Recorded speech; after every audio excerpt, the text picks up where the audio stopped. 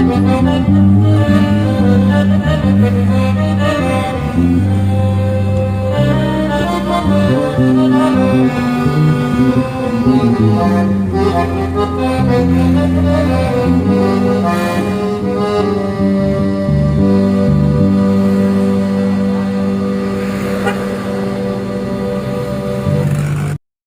anaknya itu nonton TV selama 8 bulan, yang hanya dilihat oleh anaknya itu melihat Al-Quran dan mendengar bacaan Al-Quran. Anaknya itu 8 bulan. Nah, kita ini Bapak Ibu sekalian, anak kita di nengok HP lebih banyak ya, daripada ya anaknya lebih banyak nengok HP, dengar apa yang lain-lain, sehingga masukan-masukan itu.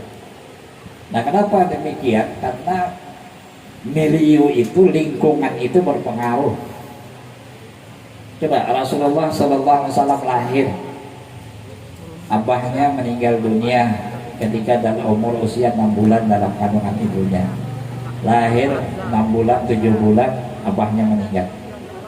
Pada saat lahir, Rasulullah dipindahkan ke satu dusun, diasuh oleh Suwaibah al-Aslamiyah. Itu sebenarnya dalam pendidikan, anak itu dididik oleh tradisi, anak itu dididik oleh lingkungan yang lingkungan itu tidak terkontaminasi.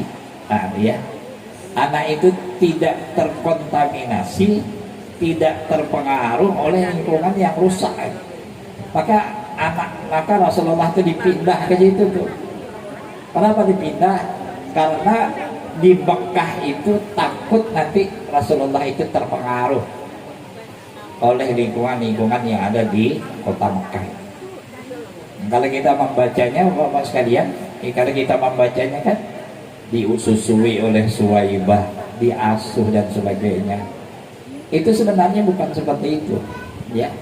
Dia dipindahkan supaya dididik oleh lingkungan yang masih orisinil, lingkungan yang masih bersih, tidak terpengaruh oleh lingkungan perilaku-perilaku yang tidak baik, ya. Sehingga Nabi itu diharapkan muncul menjadi anak yang baik. Nah, ini apa Ibu sekalian hadirin yang kami hormati, maka Nabi sering mengatakan bahwa rumah kita itu, bahwa rumah tangga kita itu, ya, di rumah kita itu disebut dengan al-madrasatul ula, pendidikan pertama, ya. Pendidikan pertama itu ada dalam rumah tangga. Maka disitulah diajari anak kita, Bapak Ibu sekalian, ya, diajari tingkah laku, diajari baca Quran dan sebagainya, sehingga menjadi anak yang baik, anak yang berkualitas. Nah, lalu yang kedua, Bapak Ibu sekalian yang kami hormati, kita, ya, ini cerita ayahnya, enggak, kalau cerita pendidikannya, cerita pengalaman beliau ke anak-anaknya itu.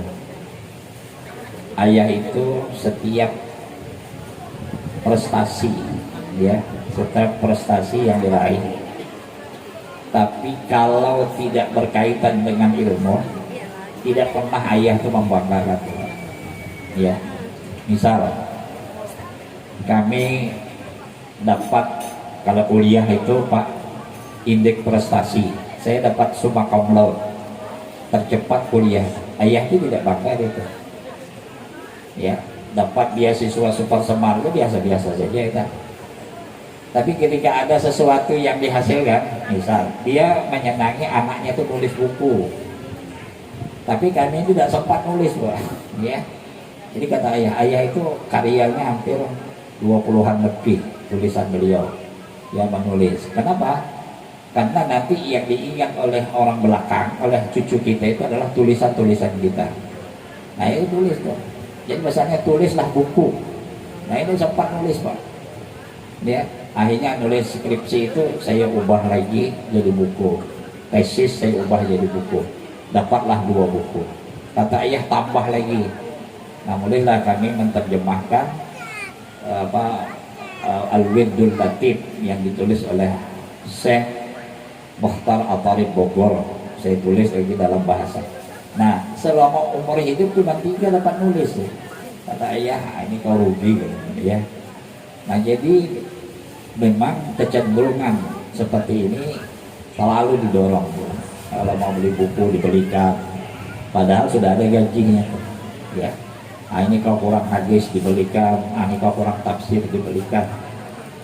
Jadi begitu memotivasi anaknya ini untuk mengaji ilmu, mendalami ilmu ya. Nah, kita mesti juga begitu sama anak Bapak Ibu sekalian. Ardullah wasi'ah, bumi Tuhan itu luas. Tapi luas tidaknya bumi itu tergantung dada anak kita itu seberapa besar ilmu yang dia miliki ya. Dan yang lain itu akan datang ya. Tapi dengan ilmu pengetahuan yang dimiliki oleh anak kita, insya Allah anak kita itu bisa hidup Pak ya. Dia bisa berjalan, dia bisa menghadapi kehidupan masa depan, masa yang akan datang dengan ilmu pengetahuan ya. Nah, orang yang hafal Quran, orang yang ngaji Quran itu kan orang-orang yang menjadi pilihan. Nanti ketika dia kuliah, maka anak-anak ini yang diutamakan ibu-ibu ya. Hafal Quran masuk polisi, itu tidak pakai tes lagi lah ya, Pak Gunawan ya. Iya. Hafal Quran masuk tentara, tidak dites lagi Pak. Nah, sekarang sedang mencari nih jalan nih, ngomong sama Pak DPR bagaimana anak-anak kita yang hafal Quran langsung diangkat jadi pegawai negeri. Wah, ini keinginan saya seperti itu ya. Kenapa?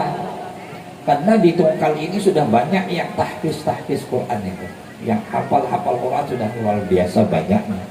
Hampir setiap masjid kita itu diisi oleh anak-anak kita itu ya. Nah, tinggal lagi bagaimana kita memanfaatkan ya, menjadikan dia bermanfaat bagi masyarakat kita dengan anak-anak yang hafal Quran ya.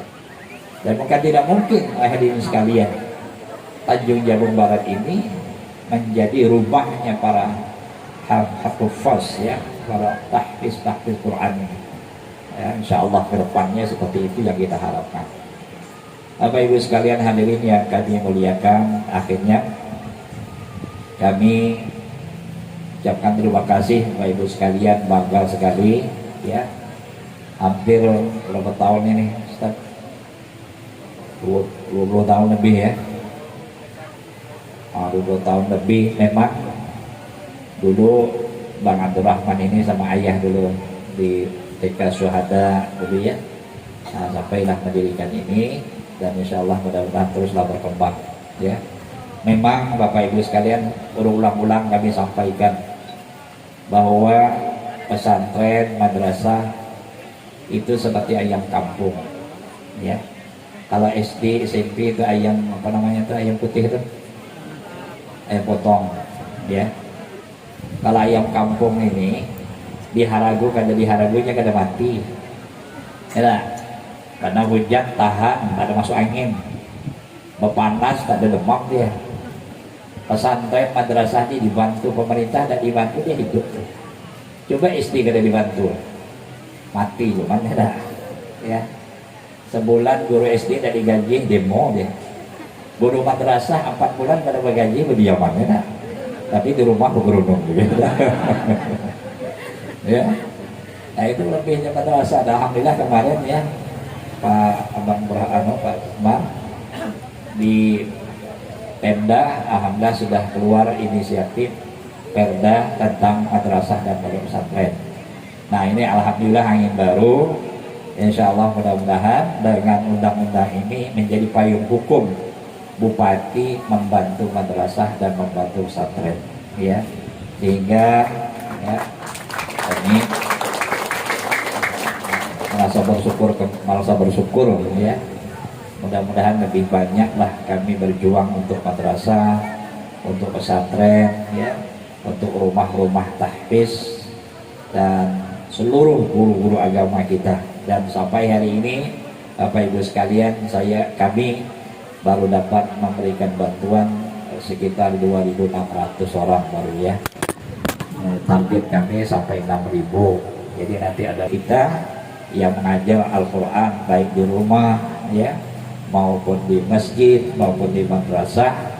Nanti bapak-bapak ibu-ibu sampaikan ke Pak Lurah, nanti Lurah sampaikan ke camat, karena dananya sudah kita transfer ke camat itu untuk membantu guru-guru kita yang mengajar anak-anak kita. Kenapa Pak Ibu sekalian?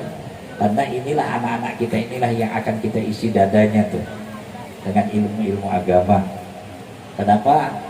Kalau ini tidak kita isi dengan ilmu agama, nanti kita khawatir Tanjung Jabung Barat ini nanti ada generasi-generasi yang, saya kemarin tuh Pak, ada pengantin ya, kata kami, kamu supaya pengantin ini rezekimu dimurahkan Allah, rezeki kamu dimurahkan Allah ya, untuk membangun rumah tangga, setiap habis sembahyang doakan abah mama tuh.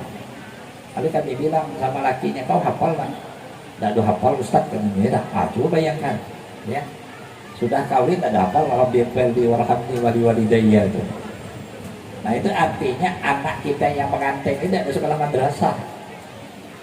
Maka saya dinas pendidikan itu, anak SD yang tidak bisa baca Quran saya tidak mau terima di SMP ya.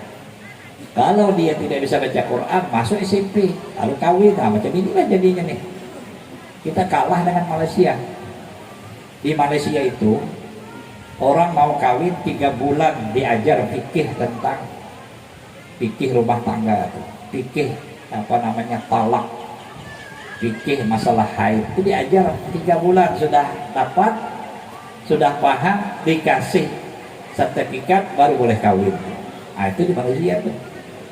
Kalau di Tongkal disuruh 3 bulan ngaji dulu kan, habis di demonya bupati ya.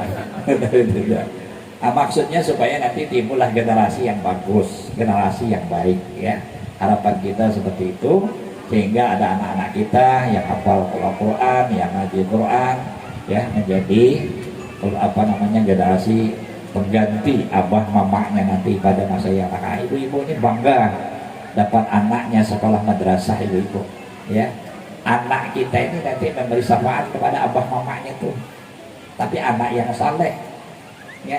Kan ada 2 tuh ya, yang diceritakan oleh seorang ulama besar Syria itu ya, cerita terakhir nih, yang di dalam kubur itu orang tidak ada ngantar ke kubur Pak. Ada 2 orang laki-laki yang meninggal, sepi, tidak ada yang ngantar ke kubur. Biasanya kan kalau sepi itu kan tidak ada hebat yang mati itu ya, tapi kalau yang banyak ngantar, ini yang mati ini hebatnya. Tapi apa yang ahli kubur itu, yang ahli kubur yang di dalam tanah tuh, dia menyaksikan, melihat dengan matanya sendiri itu, bahwa yang jaga dalam kubur itu, yang nahan mayit dalam kubur itu, ada malaikat yang tegak-tegak tuh, meletakkan mayit itu dalam kubur. Dia tengok dari atas tuh ya, ditadahkannya tangan untuk nanti mayit yang akan dimasukkan ke dalam kubur itu ya. Dia melihat dengan mata sekitar. Akhirnya malam bermimpi beliau, dimimpikan oleh Allah ya.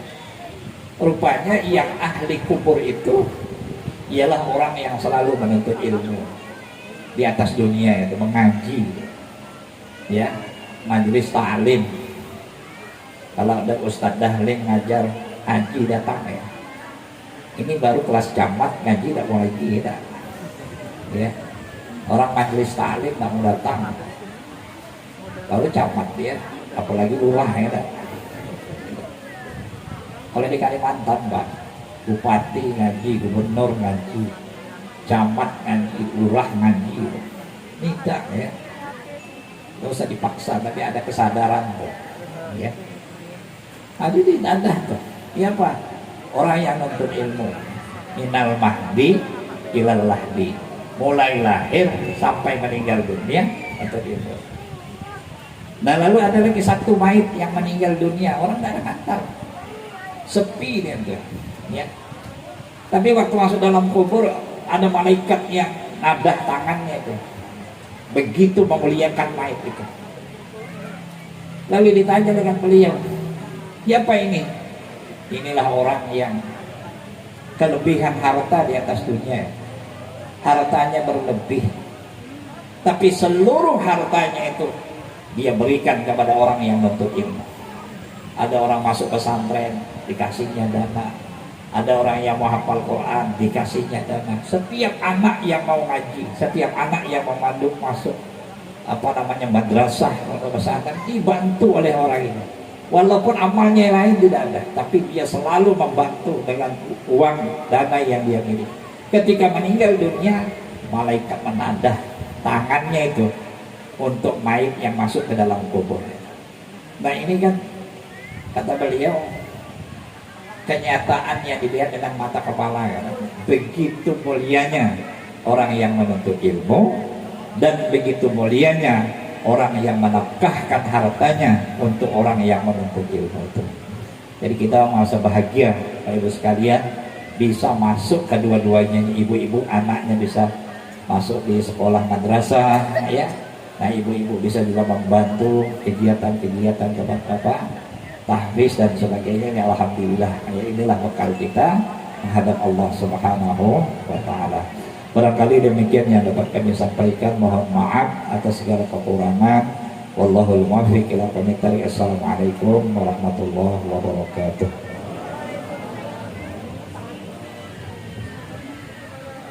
Untuk tetap di tempat, mari kita saksikan pemberian bantuan CSR Bank 9 Jambi sebesar 10 juta rupiah dan Al-Quran oleh Bupati Kabupaten Tanjung Jabung Barat didampingi pimpinan Bank 9 Jambi. Dimohon kesediaan pimpinan Ma'had Syarifah Ibrahim untuk dapat menerima bantuan tersebut.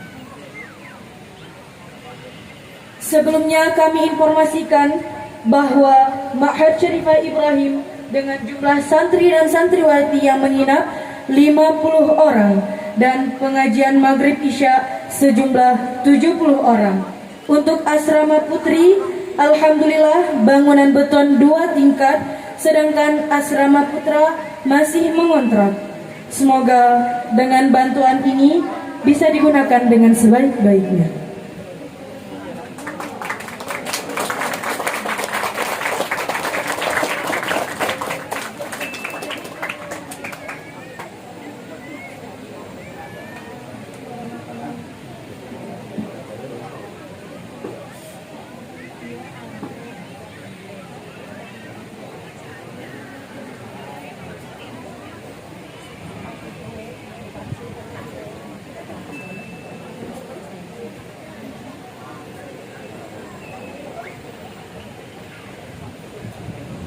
Acara selanjutnya, ramah tamah.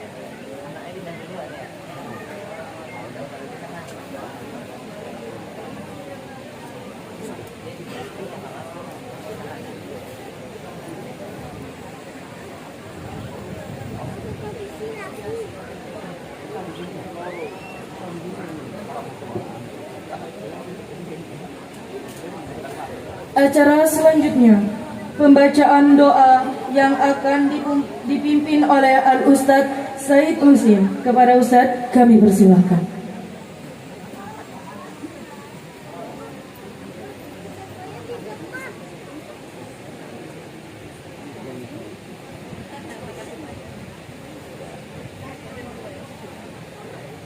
A'udzu billahi minasyaitonir rajim. Bismillahirrahmanirrahim. Alhamdulillahi rabbil alamin. Wassalatu wassalamu ala asrafil anbiya'i wal mursalin Sayyidina Muhammad wa ala alihi wa sahbihi ajma'in. اللهم صل وسلم وبارك على سيدنا محمد صلاة تنجينا بها من جميع الأهوال والآفات وتقضي لنا بها جميع الحاجات وتطهرنا بها من جميع السيئات وترفعنا بها عندك على الدرجات وتبلغنا بها أقصى الغايات من جميع الخيرات في الحياة وبعد الممات.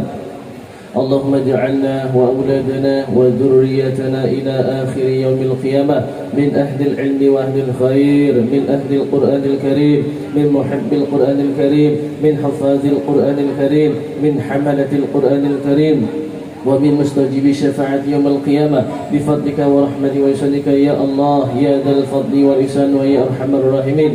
اللهم بارك لنا في عمرنا وبارك لنا في أولادنا وبارك لنا في ذريتنا وبارك لنا في قريتنا وبارك لنا في مجلسنا برحمتك يا أرحم الراحمين. اللهم ربنا آتنا من لدنك رحمة وهيئ لنا من أمر رشدا. السلام عليك أيها النبي ورحمة الله وبركاته. السلام عليك أيها النبي ورحمة الله وبركاته. السلام عليك أيها النبي ورحمة الله وبركاته. اشفع لنا يا رسول الله، اشفع لنا يا حبيب الله، اشفع لنا يا رسول الله، اشفع لنا يا حبيب الله برحمتك يا أرحم الراحمين. اللهم إنا نسألك السلامة في الدين والدنيا والآخرة برحمتك يا أرحم الراحمين. ربنا آتنا في الدنيا حسنة وفي الآخرة حسنة وقنا عذاب النار. وصلى الله على سيدنا محمد والحمد لله رب العالمين.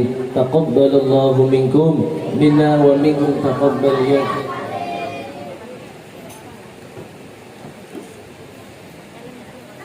Amin ya Rabbal Alamin. Acara selanjutnya ramah tamah sekaligus penutupan.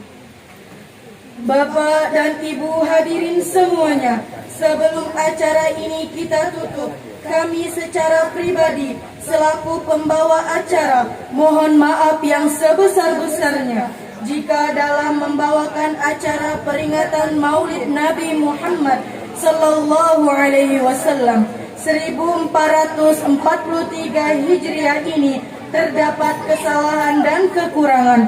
Marilah kita tutup acara ini dengan pembacaan hamdalah dan doa kafaratul majlis. Alhamdulillahi Rabbil Alamin. Subhanakallahumma wa bihamdika ashhadu an la ilaha illa anta astaghfiruka wa atubu ilaik.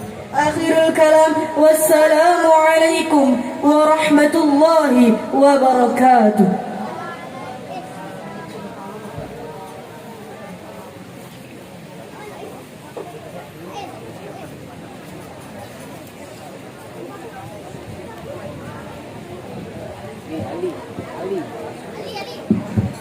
اللهم صل وسلم وبارك عليه وعلى آله.